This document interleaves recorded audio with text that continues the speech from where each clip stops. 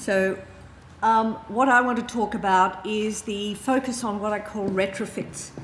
I'm interested in thinking about our sustainable future from the point of view of the urban, which I tend to look at in two ways. First of all, the traditional way in which cities have been thought about as places where you externalized the metabolism. In other words, you produced the waste you consumed, etc., within the city, as Herbert Girardet envisaged in his models, and then you put the outputs out into nature beyond the city. And Girardet started to talk about processes by which you might internalize the metabolism of a city and think again about it, really addressing that notion of sustainability where you start saying that deal with what you do on the site. That's one of the fundamentals of sustainability. And how do you do that? And a city is a big thing to start thinking about.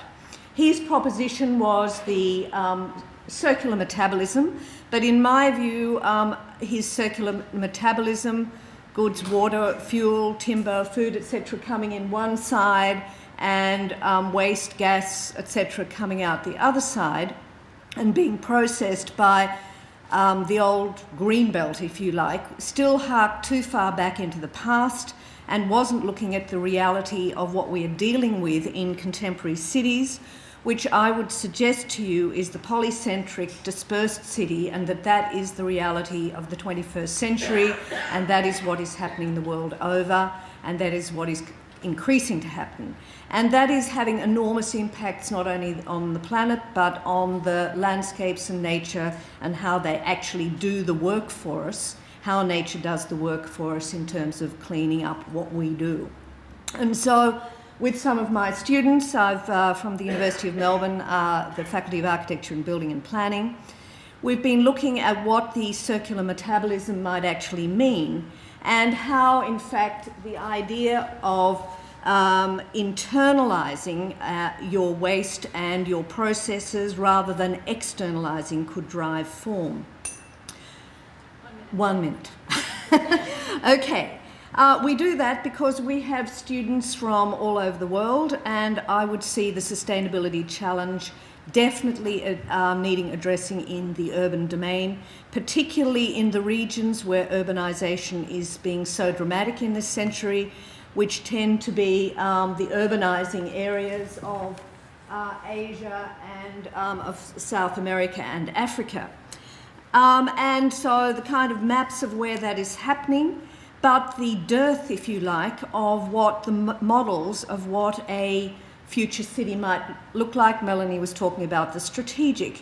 And if you look at some of the models like Brainy and Rookwood's on the right here, they're very difficult to visualize. What does that actually mean for changing this way of thinking about cities? They're not the neat, sort of clear diagrams that those of us who studied urban design and urban history think about.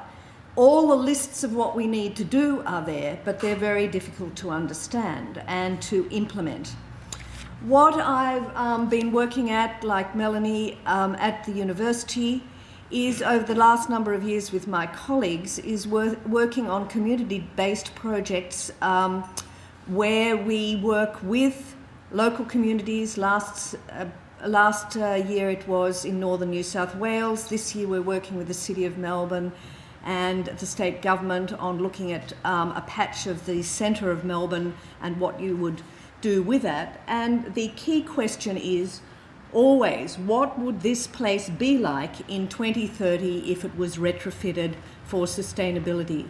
Some of the fundamentals are about the technicalities of increasing biomass, incorporating functioning ecosystems, retrofitting to do those things so nature becomes part of the city. But one of the most important things is recognising that we have to design for lived experience of those things, and that just designing those things isn't enough unless you really feel it, understand it, and recognise that it will, in the future, it'll be in the city that we learn about nature, because there will be very little unspoilt nature beyond the city. That's what we've done to the planet. Thank you.